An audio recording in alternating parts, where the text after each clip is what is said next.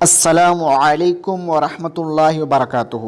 ناظرین، ہم نے پچھلی ویڈیو میں سونے والا جاگنے والے کے حکم میں ہے 25 باتوں میں، تو ہم نے 10 باتیں بیان کی تھی۔ آج کی ویڈیو میں ہم 15 باتیں بیان کریں گے، تو آئیے ہم آج کی دلچسپ پہلیاں شروع کرتے ہیں۔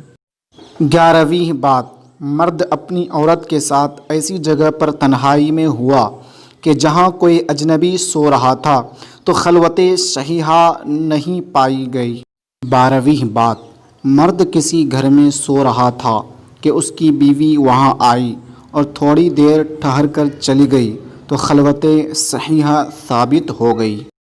13ویں بات، عورت کسی گھر میں سو رہی تھی کہ اس کا شوہر وہاں سے آیا اور تھوڑی دیر بعد چلا گیا تو خلوت صحیحہ پالی گئی۔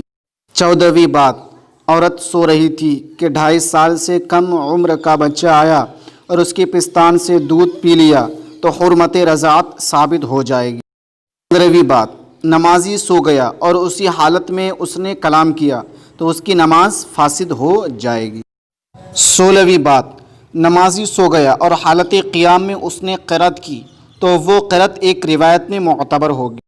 17ویں بات، تیمم کرنے والے کی سواری ایسی پانی سے گزری کہ جس کا استعمال ممکن تھا اور وہ سو رہا تھا تو اس کا تیمم ٹوٹ گیا۔ 18ویں بات، سونے والے نے آیت سجدہ تلاوت کی اور جیسے کسی شخص نے سن لیا تو اس پر سجدہ تلاوت واجب ہوگا۔ سونے والا جب کہ بیدار ہوا تو اسے کسی شخص نے بتایا کہ تم نے سونے کی حالت میں آیت سجدہ تلاوت کی، بعض فقہا کے نزدیک اس پر بھی سجدہ تلاوت واجب ہوگا۔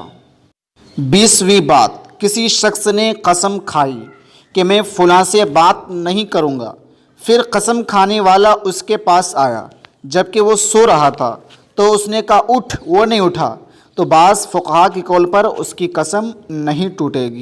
21ویں بات، عورت کو طلاق رجعی دی، پھر عورت جب کہ سو رہی تھی شوہر نے اس کو شہوت کے ساتھ چھوا تو رجعت ہو گئی۔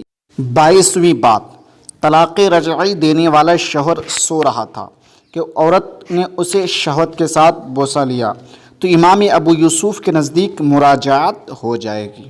23ویں بات، مرد سو رہا تھا کہ اسی حالت میں اجنبی عورت نے مرد کے ذکر کو اپنی شرمگاہ میں داخل کر لیا اور مرد نے بیدار ہونے کے بعد عورت کے اس فعل کو جانا تو حرمت مصاہرت ثابت ہو جائے گی۔ 24ویں بات، عورت نے کسی سونے والے مرد کو شہوت کے ساتھ بوسہ لیا تو حرمت مصاہرت ثابت ہو جائے گی۔ 25ویں بات، جب کہ نماز میں سو جائے اور احتلام ہو تو غسل واجب ہوگا اور بنا نہیں کر سکتا۔